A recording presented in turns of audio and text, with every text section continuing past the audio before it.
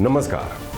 अक्सर जो लोग लव मैरिज करते हैं उनमें आगे चलकर अनबन होती है, ये तो हम सबको पता है। लव मैरिज करने वाली ज़्यादातर शादियां जिंदगी भर चलती हैं, तो कुछ शादियां कुछ ही वक्त में दम तोड़ देती हैं। ऐसी ही एक लव मैरिज की थी बेंगलुरु के रहने वाले वेंकटरमन और सूचना सेठ ने। ये शादी 10 साल चली, फिर टूट गई। लेकिन इस शादी के टूटने से ज़्यादा चर्चा उस हत्याकांड की हो रही है जिसमें एक 4 साल के मासूम की बलि चढ़ गई। हम बात कर रहे हैं गोवा के एक होटल में होने वाले उस हत्याकांड की जिसने पूरे देश को सन्न कर दिया है। सूचना सेठ आज देश भर में ये नाम गूगल पर सबसे ज्यादा सर्च किया जा रहा है।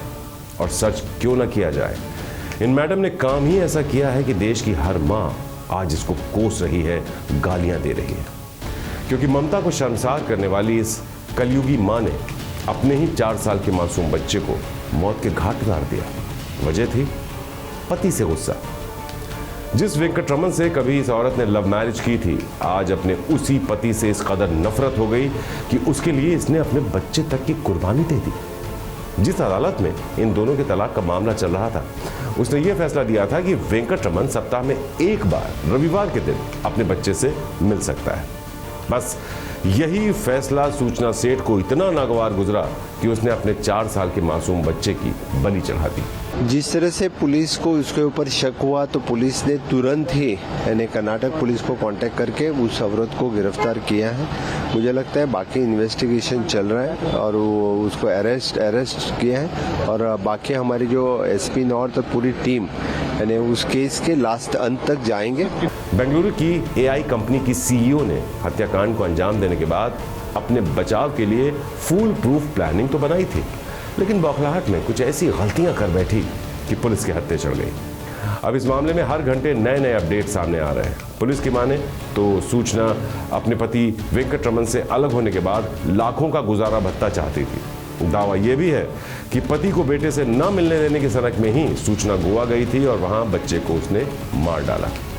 उत्तरी गोवा की पुलिस अधीक्षक नितिन वल्सन ने यह भी खुलासा किया है कि आरोपी महिला अदालत के आदेश से नाखुश थी जिसने उसके पति को रविवार को अपने बच्चे के साथ समय बिताने की अनुमति दी थी।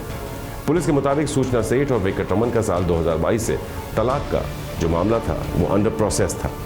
गोवा पुलिस ने बच्चे की पोस्टमार्टम रिपोर्ट सामने आने के बाद यह भी खुलासा किया है कि होटल के जिस कमरे में सूचना अपने बच्चे के साथ रुकी थी, उस कमरे से खांसी की दवाई की 2 खाली बोतलें मिली हैं।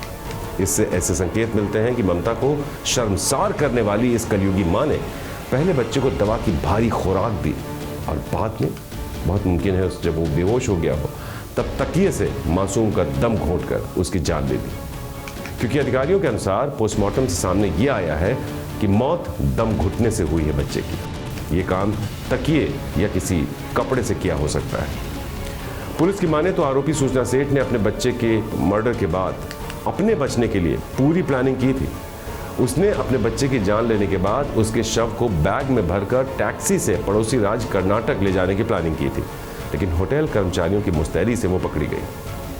होटल छोड़कर टैक्सी के जरिए गोवा से बेंगलुरु के लिए फरार हुई सूचना सेठ को सोमवार रात कर्नाटक के चित्रदुर्ग से गिरफ्तार कर लिया गया और मंगलवार को उसे गोवा लाया गया।